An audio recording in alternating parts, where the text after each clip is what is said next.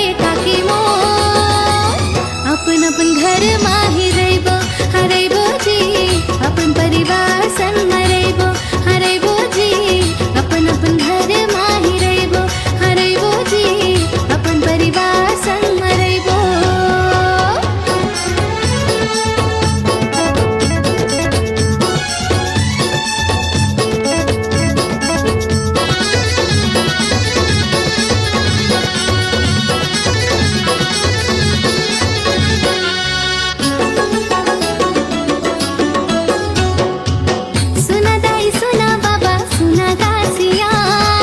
राखी रहा अत का ध्यान ये बाबा मो राखी रहा अत का ध्यान